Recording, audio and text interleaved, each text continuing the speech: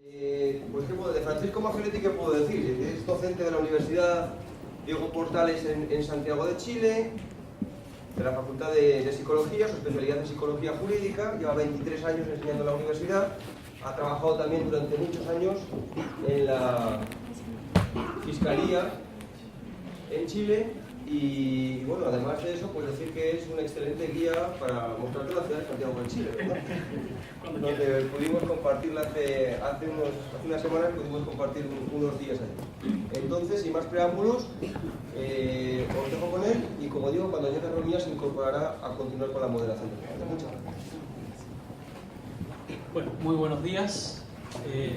Antes que todo, agradecer la invitación que nos ha formulado el Instituto Iberoamericano de La Haya desde el año pasado ya, y sobre todo a conformar un grupo de investigación en psicología cuyo propósito es, y que constituyó realmente un desafío, intentar comprender cuáles son aquellos aspectos o factores que permiten, posibilitan o van construyendo en el sujeto, el ser individual, la noción de justicia. Y cómo estas nociones de justicia a las personas van determinándoles también su relación con las distintas instituciones sociales, en particular las vinculadas al área de justicia. Tengo solo 20 minutitos, así que trataré de ser lo más preciso posible para dar luego a la siguiente presentación paso y dejar algún espacio de preguntas, que es probablemente lo que más nos interesa para poder intercambiar con todos ustedes. Así que vayan mis agradecimientos al profesor Olasolo y al equipo de psicología que hemos estado trabajando desde octubre del año pasado, donde hay colegas de Colombia, México, Argentina, Bolivia, Ecuador y bueno, vamos a partir. Para nosotros tenemos un curso que se llama Psicología y Justicia con la profesora Contreras desde el año 2012, es un curso obligatorio dentro de la malla y que hemos logrado después de 10 años instalar como parte de la formación obligatoria de los alumnos, porque nos interesa que desde la psicología se vaya generando un estudio, investigación y aporte en este ámbito que resulta tan relevante desde el punto de vista de la conducta social. Y tenemos un presupuesto muy básico y que a ustedes va a resultar natural, y es el que aparece ahí en la presentación. No hay conducta social que no sea una conducta humana. Y en ese sentido, si queremos entender la conducta social, tenemos que estudiar qué es la conducta humana, y eso abre un campo a la psicología para poder aportar también en ello.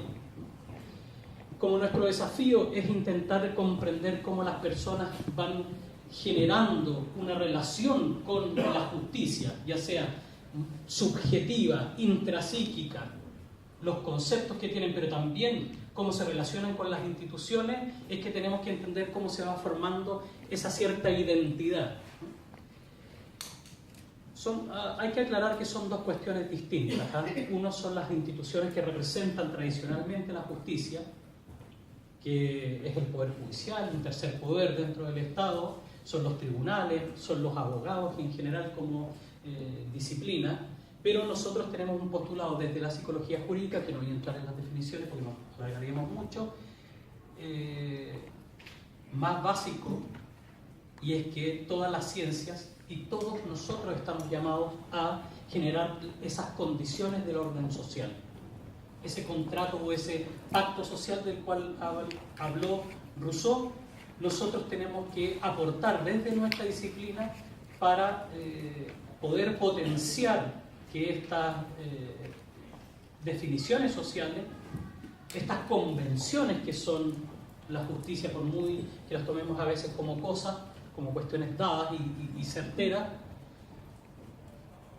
se vayan alineando y permitan precisamente el mayor desarrollo del ser humano dentro de este ambiente social. El problema en que nos hemos enfrentado estos 6 meses es que realmente es difícil, porque podríamos hacer una encuesta como se hace en muchos países respecto de la percepción subjetiva de la justicia, o más concretamente cómo se relacionan las personas con las instituciones, con los jueces, con los procesos judiciales, en lo penal, en familia, en civil, pero eso no responde a la forma en que la estructura social, esta red de relaciones, ha permeado la estructura individual del sujeto y la relación que tiene con la justicia. Hay cuestiones metodológicas ahí que son complejas también de explicar en tan breve tiempo, pero que de alguna manera imposibilitan que nosotros podamos levantar una visión genuina y fidedigna. Entendemos que la persona vive en este entramado social. Si ustedes achinan un poquitito los ojos, a Jorge no le va a costar mucho, vamos a ver aquí unas caras, ¿cierto? Una figura. Efectivamente, lo que nosotros les planteamos a nuestros colegas y a los abogados también, porque nos corresponde en nuestro país hacer clases en la Academia Judicial sobre estos temas, en la formación de los jueces y los cursos de especialización, es que efectivamente la vida social está compuesta por estas representaciones y que la realidad resulta muy compleja. Aquí voy a abordar rápidamente, sé que me voy a pasar el tiempo un poquitito, lo que planteaba Rousseau, que es muy interesante porque ya en 1762, y por eso después quemaron en la hoguera sus libros junto con las otras personas, él plantea que quiere investigar el orden social, las leyes, y quiere finalmente plantear una administración legítima y permanente, que es algo parecido a lo que han planteado los expositores anteriores, ¿no? De qué manera nosotros todos en conjunto somos capaces de armar este entramado de tal manera, desde la perspectiva de la psicología, que permita el pleno desarrollo de los sujetos, ¿sí? Y un cierto nivel de convivencia. Freud también en 1929, en su conocido texto El malestar en la cultura, ya planteaba que los textos metapsicológicos que vienen después del Porvenir de una ilusión, donde se hace cargo de toda lo que es la representación religiosa del ser humano, ya me está mirando con cara que me estoy yendo por la deriva, ya planteaba que el hecho de vivir en sociedad es algo que le impone al ser humano un costo muy elevado, ¿cierto? Las tendencias, no entran en la primera y segunda tópica de Freud, que es el inconsciente, preconsciente, inconsciente, ni el yo, ello, super yo, pero en la estructuración del aparato psíquico dentro de nuestras cabecitas, de cada uno de ustedes, lo que tenemos son ciertas tendencias innatas, naturales, no mediadas desde el punto de vista social, impulsos inestables, básicos, inmaduros, que quieren satisfacerse, que necesito tomar agua, que necesito tener una relación sexual, que necesito sentirme identificado, y todo eso tenemos que negociar cuando estamos en el ámbito social para que finalmente logremos de una manera un poquitito más convencional dar espacio a esa tendencia o pulsión, pero al mismo tiempo preservando la armonía y la paz social, la posibilidad de vivir en grupo, que es otra exigencia que se le impone al ser humano. Y esto ya sí que es bastante más antiguo que Rousseau y que Freud. Es interesante como Rousseau nos plantea que el hombre nace libre y sin embargo se le ve encadenado por todas partes. Nosotros lo vemos en los procesos de generación de esta ley madre que es la Constitución dentro de nuestro país. Hoy en día estamos en Chile en una discusión precisamente respecto de cambiar la Constitución que ha nacido bajo una dictadura que fue aprobada en un plebiscito que no dio ninguna garantía de democracia y se están generando una cuestión muy interesante en distintas casas de ciudadanos, cabildos ciudadanos, donde se tienen que reunir 15 personas a lo mínimo, poner su DNI, firmar, y eso se lleva al registro electoral y se entrega un acta habiendo completado una pauta, y cuyo último propósito es generar una nueva constitución. O sea, la ley de la cual van a depender todas las otras leyes y que rige la relación del sujeto con el Estado, con la sociedad, con la alteridad de los otros, pretendemos, en este momento, si llega a buen puerto, que haya sido definida por todos nosotros. En la posición anterior se planteaba esto, no recuerdo cómo lo decía, del cauce del río, ¿no? Esa corriente subterránea, desde la psicología jurídica, que es una rama de la psicología dedicada al estudio, la comprensión, la explicación de la conducta humana, en la medida en que ésta se desenvuelve en espacios regulados jurídicamente. O sea, el sujeto, todos nosotros, determinados por la ley, pero a la vez en una relación dialéctica, el cómo las personas individuales y los grupos sociales también vamos cambiando la propia legislación que a nosotros mismos nos rige.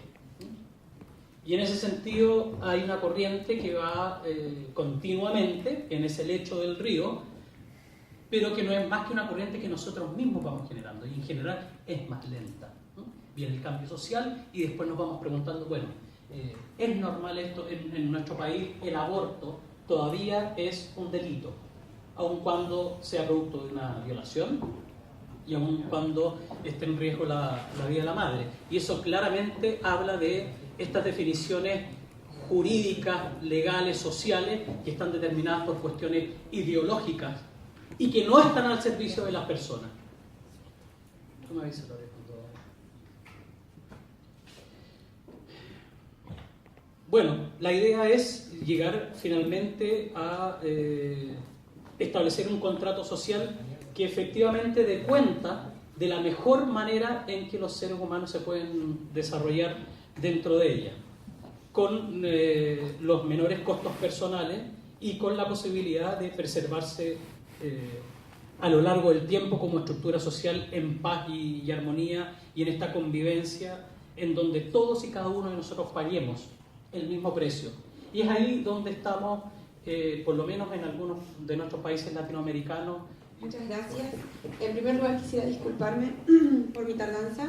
Justamente tenemos las organizaciones las no gubernamentales que trabajamos en justicia internacional, la semana de reuniones con la Corte Penal Internacional, y por eso mi demora.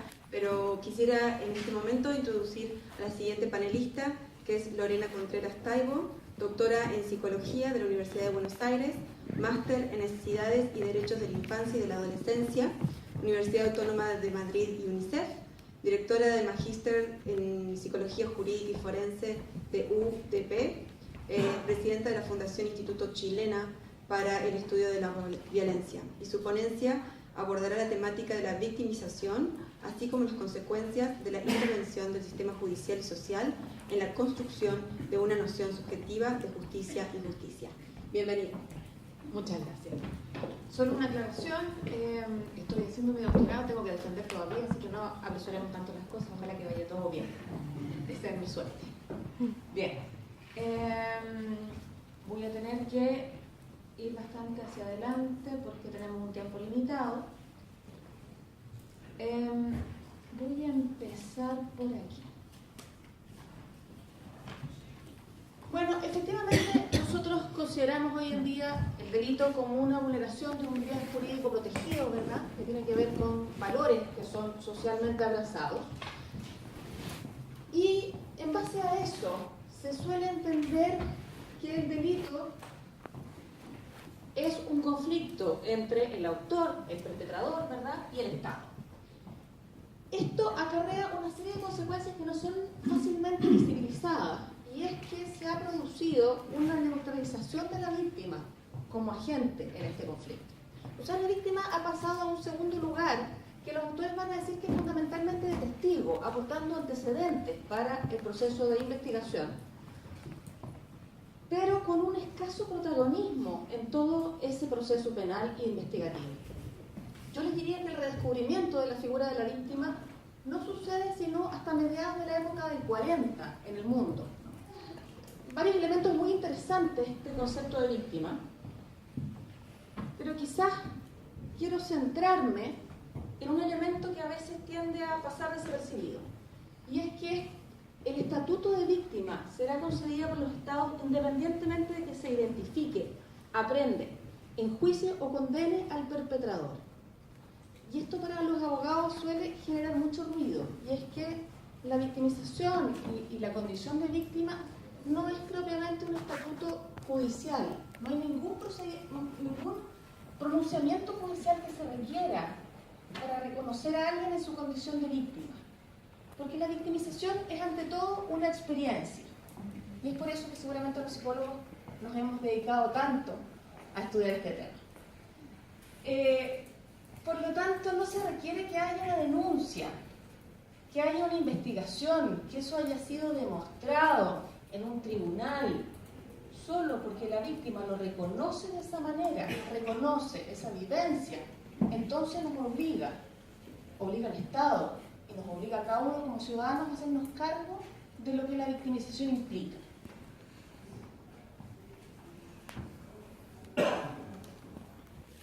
La victimización suele generar en las personas que las padecen un trauma, ¿verdad? Entendido como un acontecimiento que se genera en forma brusca, que resulta inesperado, incontrolable y que pone en peligro la integridad de un sujeto, con consecuencias que son bastante dañinas para la víctima. Un porcentaje de personas que han sufrido un delito sufren un trauma como consecuencia, entre el 50 y el 70%, nos va a decir Echeverría. Por lo tanto, entendemos que a la victimización no podemos darle una respuesta que sea puramente penal. Hay otras cosas que necesariamente tenemos que hacer. Pero quizás lo más complicado de todo es que la traumatización y los efectos dañinos que se generan a consecuencia del delito no se producen solo por el delito mismo, que es lo que usualmente se denomina como victimización primaria, sino que también se produce por la propia intervención del sistema de investigación, del sistema penal, ¿verdad?, que suele incrementar las consecuencias para las personas afectadas e incluso, van a decir los investigadores, puede generar consecuencias peores que el delito mismo. Por lo tanto, tenemos que ser tremendamente cautelosos en la forma de intervenir una vez que un delito ha ocurrido. Y nos dice la literatura, hay que ser particularmente cuidadoso con la intervención del sistema social y familiar, del sistema judicial, de las policías, del sistema de salud, y ya veíamos antes la intervención de la prensa, ¿verdad? En esto, nuestra experiencia, si puedo responder en algo a los remedios de las problemáticas, es que necesariamente para abordar la victimización, entendiéndola como un fenómeno complejo, múltiplemente determinado, es que tenemos que trabajar interdisciplinariamente. Por eso instancias como esta, doctora Lazaro, son tan valiosas para todos nosotros. Tenemos que aprender a trabajar juntos, ¿no?, a sumar esfuerzos.